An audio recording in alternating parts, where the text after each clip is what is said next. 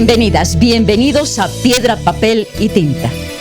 Bueno, esta semana estamos con el tema de los memes y la libertad de expresión. Tenemos como invitadas, a Erika Brockman, es politóloga. Erika Brockman Quiroga, eso es lo que me has pedido.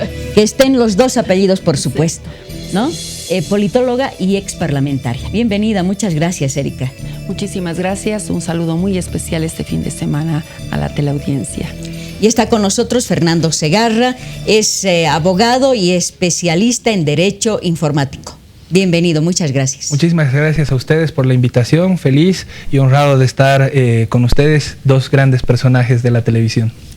Bueno, esta semana en Santa Cruz fueron encarceladas 2 personas porque difundieron por las redes sociales memes que tenían que ver con el ministro de Gobierno.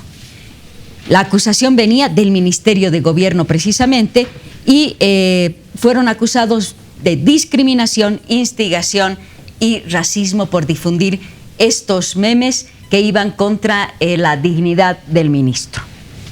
La pregunta, esta acusación y la acción de detener a estas personas, ¿crea un precedente que va en contra de la libertad de expresión? Yo quiero, en primer lugar, decir que mi enfoque para abordar este tema va a ser un enfoque desde la perspectiva jurídica, vinculada al hecho concreto, política, vinculada a la ética política y a la ética periodística también, y también vinculada a analizar el contexto en que se está dando. Entiendo, porque además eres miembro sí, del Tribunal de Ética, ¿no es cierto? Sí. Bueno, yo creo que el mundo cibernético y la ciberpolítica y la cibercomunicación nos está colocando en una situación que nos desborda la posibilidad de regulación humana. Digamos, la sociedad no está respondiendo al mismo ritmo y la misma capacidad. Tenemos aquí un experto sobre esta temática, no voy a abundar en esos temas, pero lo que sí yo quiero decir que ha sido un exceso desde mi perspectiva el haber propiciado la detención preventiva. Como que hoy en día en Bolivia la detención preventiva se convierte en una suerte de, digamos, de dispositivo muy facilón, muy simplista, ¿no? Es parte del escenario. Eso sí se censura también el hecho de un exceso, una desproporcionalidad en la reacción. Entendemos de que técnicamente no se trataba de un meme, se trataba fundamentalmente de un organigrama criminalizador de distintos personajes y distintos funcionarios que están en el Ministerio de Gobierno. Creo que era un meme anónimo, creo que es importante destacar esto, esta información que sale y se propaga, sale encubierta por el anonimato y por un nivel de irresponsabilidad fundamental. Lo que sucede es que, así como en la vida diaria, frente a las cámaras, frente a la plaza, frente a un micrófono, nos estamos acostumbrando a insultar y acusar sin ningún tipo de fundamento y se ha convertido la difamación y el acusar una suerte de comprobación de la lealtad con una posición ideológica, definitivamente la acusación se convierte en un deporte nacional.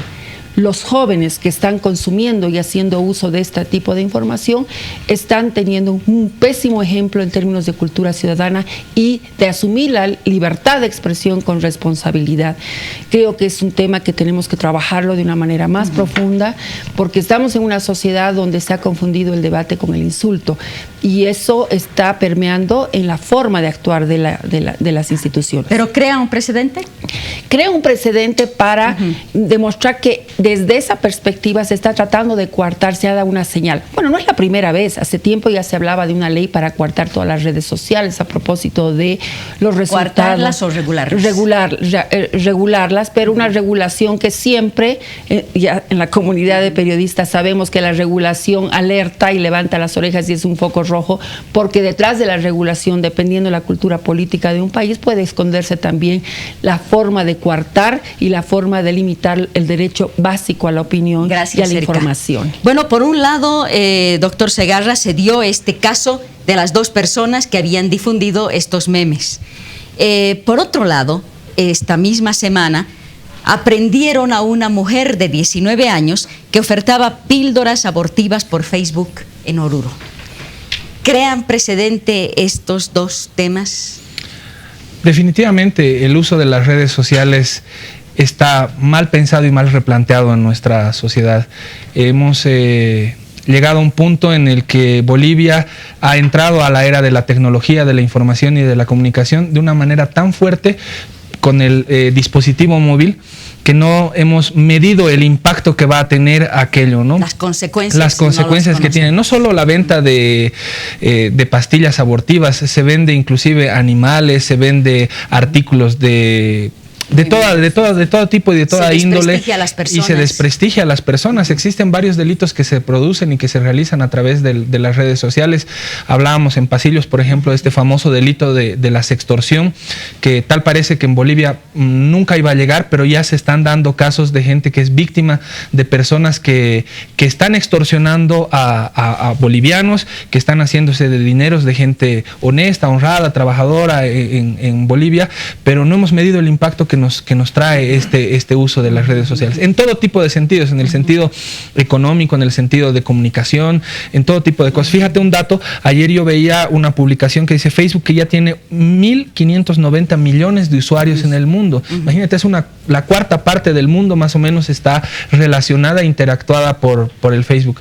Y para responder un poco a la primera pregunta a la que hacía alusión Erika, desde luego que genera un precedente, pero genera un mal precedente, porque el precedente ya lo teníamos.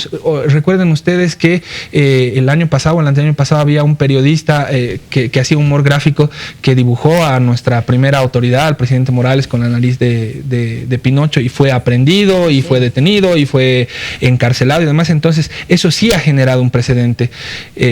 Esto de los memes y de la última noticia no puede generar un precedente para nada positivo, porque bien lo decía Erika, no es un meme lo que se ha compartido por las redes sociales. Entonces usted también opina que va en contra de la libertad de expresión. Definitivamente. Y el hecho de que aprendan a esta joven por vender pastillas abortivas.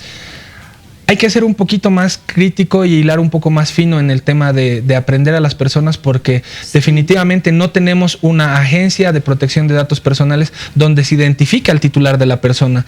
Qué sé yo, mañana, más tarde pueden clonar mi cuenta de Facebook, hacer un fake, que se conoce en el mundo de la informática, poner mi fotografía, bajarse un montón de fotos mías y crear una cuenta que diga mi nombre y mi apellido y generar un tipo de delito a través de mi cuenta.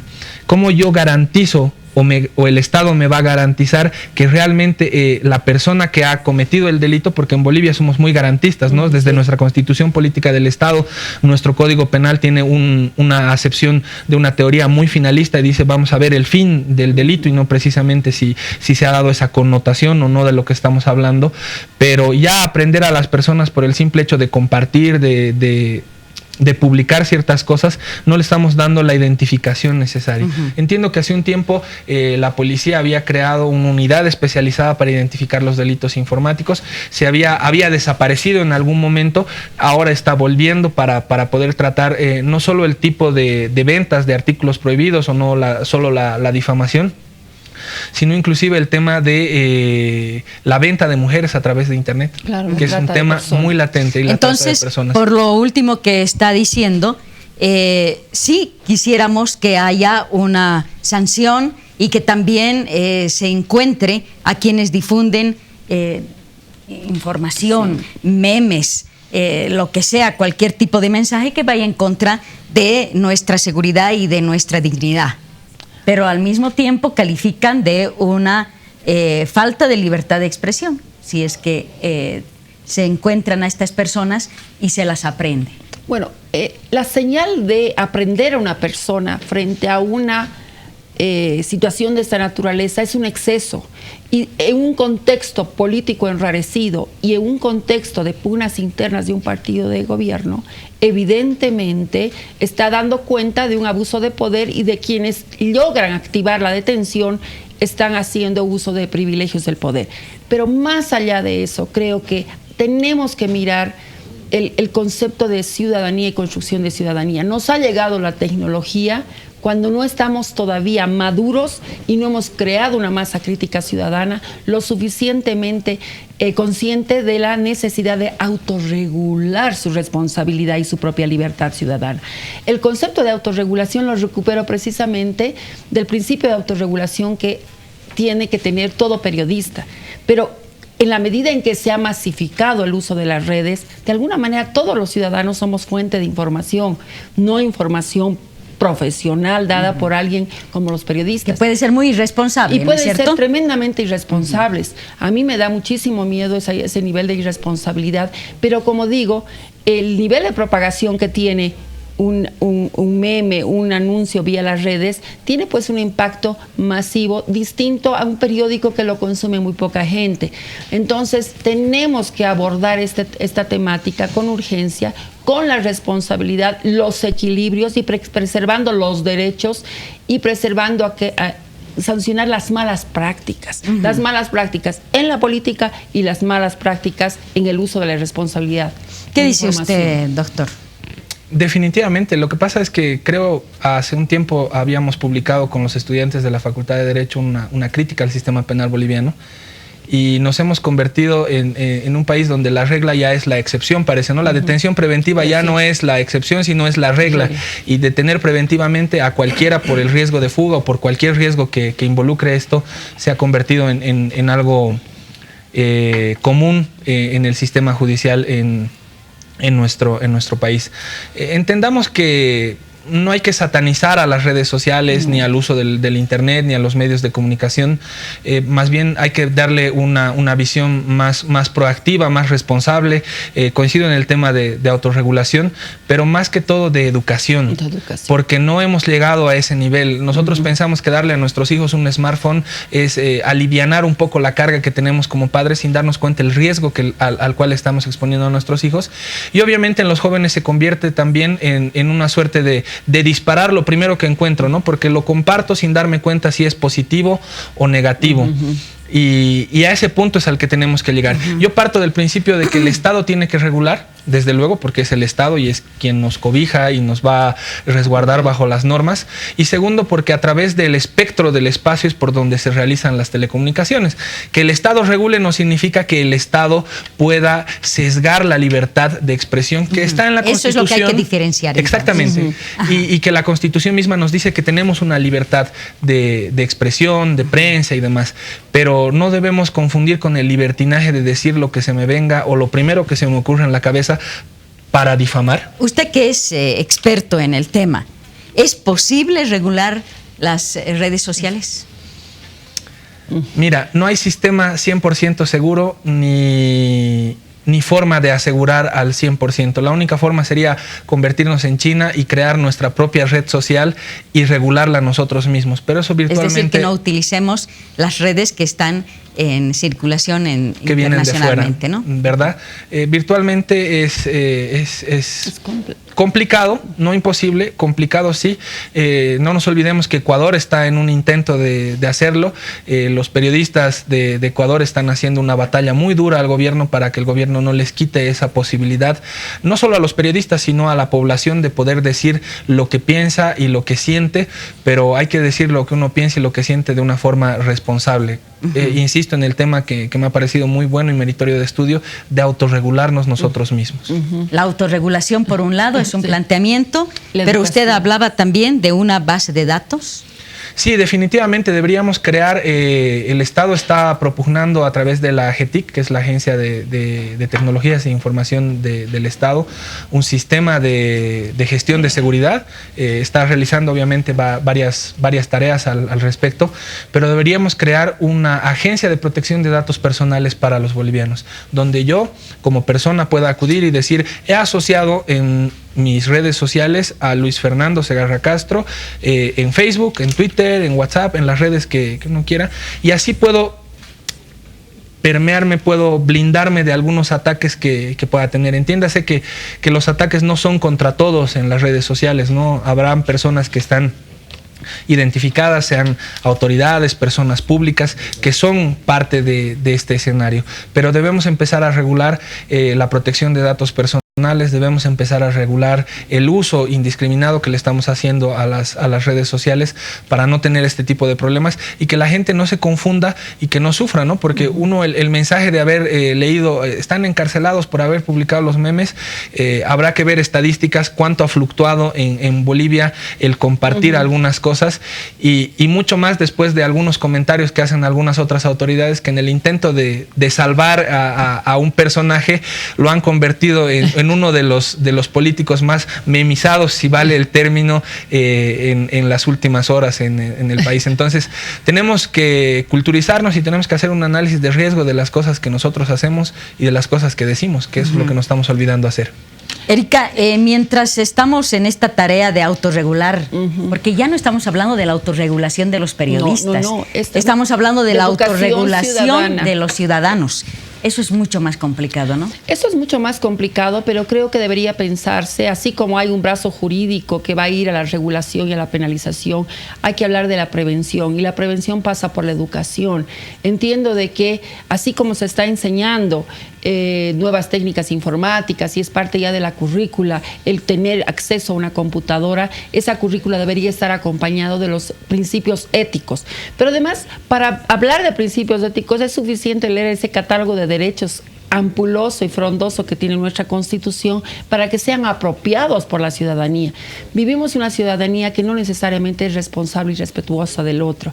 Más bien nos estornudamos en los derechos del otro. Sí, estamos viviendo en una ciudadanía sin valores. No sé si son valores, pero sin el concepto de respeto al otro. Hay que apropiarse de la noción de derecho humano para entender verdaderamente lo que es respetar el derecho de los otros. Es algo que la práctica colectiva, sindical, política y muchas veces vecinal no lo hace. Entonces, en medio de esa cultura se enrarece y se distorsionan las malas prácticas. El otro elemento es de que un sistema de regulación desde un Estado tiene que nacer en un Estado cuyas instituciones vinculadas a la justicia, al control ciudadano, a la protección de los ciudadanos tengan que ser creíbles. Y hoy día estamos viviendo un proceso de falta de credibilidad de estas instancias. En un partido político, cuando hay rencillas de esta naturaleza, debería haber mecanismos para manejar el conflicto, las discrepancias. Cuando no existen, se desbordan estos mecanismos generando este tipo, mostrando lo más feo de las personas, como en un divorcio, ¿no? Que sale lo peor de las personas. También en la pugna por el poder político sale lo peor de las personas cuando no hay una educación democrática y de civilidad básica en el manejo de los conflictos y de las tensiones internas en una organización. No hay canales institucionales, por lo tanto tenemos todo un espacio de informalidad donde la gente puede desbordarse y causar daños a terceras personas. Hace un momento, antes de comenzar el programa, usted me decía que estamos regalando información.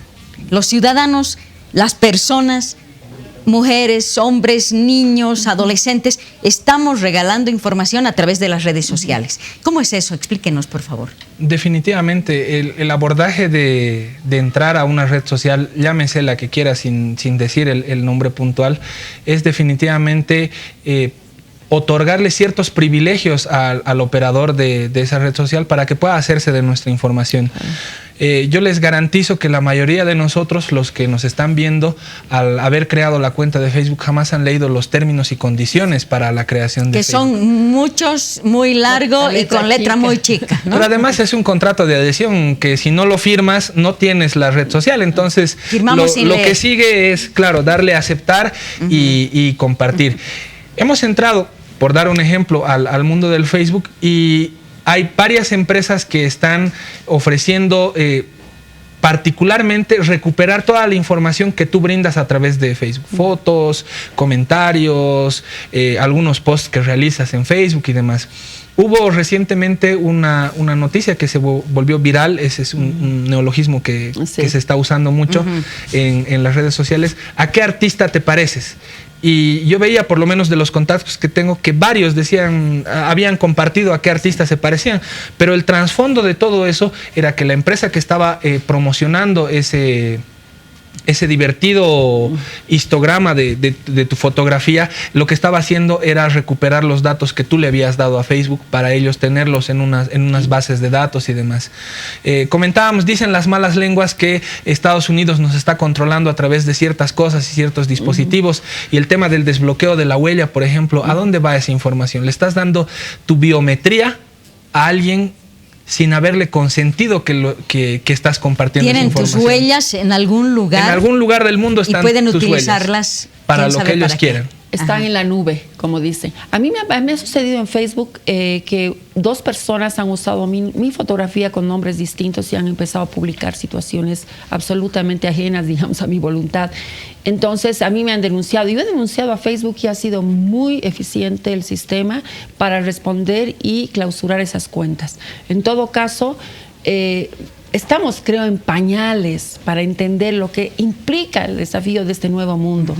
O sea, es una generación la que está viviendo en torno a las redes, y creo que en Bolivia tenemos la tecnofilia. Nos fascinan los satélites, nos fascina el teleférico, nos fascina el celular. Todo el mundo tiene celular. La huella biométrica, hemos acudido felices a ver la tecnofilia. Pero paralelo a la tecnofilia de la modernidad, están los valores de la modernidad. Ese es el problema. Y ese es el problema. Hay un déficit del concebir la nueva forma de comprender la relación con los demás, la relación entre los humanos, los derechos humanos, que son parte de la modernidad, pero nos apropiamos del instrumento, pero no nos apropiamos de todo el proceso de desarrollo valórico que está asociado a esta evolución tecnológica. Y creo que ahí está el peligro, ¿no? Un instrumento puede servir para el bien o para el mal. Bienvenida, ¿no? Sí. Fuera de la tecnología están los valores humanos y la comprensión de que esos valores tienen que desarrollarse en la familia, en la escuela. fuera de... Sí, pero no son parte, digamos, de el 1+1. Están más lejos de ese tipo de educación, ¿no? Definitivamente es cultural. Si tú haces un análisis de las cosas que pasan a través de Facebook, han habido 2 niñas que han sido captadas a través del Facebook. ¿Por qué? Porque el papá ha sido más fácil darle un celular a la niña para que se distraiga. La niña, sin darse cuenta de lo que estaba haciendo, se ha contactado con una persona.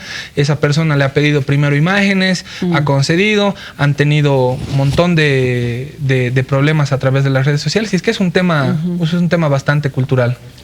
Pero yo creo que aquí también tenemos que interpelar, y lo hago de una manera muy enfática, a los líderes de la comunidad, no necesariamente líderes políticos, ¿no? Porque la política hoy día se ha convertido en un concurso de insultos, ¿no? O sea, para ser un verdadero izquierdista tienes que insultar, y para ser un demócrata derechista también tienes que insultar al otro. O sea, estamos horadando la confianza de la autoridad pública permanentemente, en lugar de hacer un debate político ideológico. Pero también líderes de la comunidad significan los maestros, ¿ya? Los profesores del deporte, los periodistas. O sea, los líderes de opinión pública tienen que contribuir a ser también modelos deseables a imitar. Y hoy en día muchas veces son emisores también de este tipo de conductas que estamos censurados, que evidentemente son un exceso, ¿no? Entonces, ese es el tema de fondo y al cual nos invita esta circunstancia a reflexionar. Son motivos, van a sobrar motivos en el futuro como estos, probablemente, pero creo que hay que detenerse y reflexionar sobre lo que está sucediendo y los desafíos que tenemos por delante. Necesitamos regular, es verdad, las redes sociales en lo posible. Necesitamos una autorregulación cuando utilizamos estas redes sociales. Educación. Necesitamos, por supuesto, sí, educarnos en valores para no difamar, para no ir en contra de la dignidad de las personas. Muchísimas gracias. Les agradezco muchísimo el haber estado aquí, y dentro de un momento estaremos hablando sobre la OEA y Venezuela con otros invitados. Dentro de un momentito. Muchas gracias.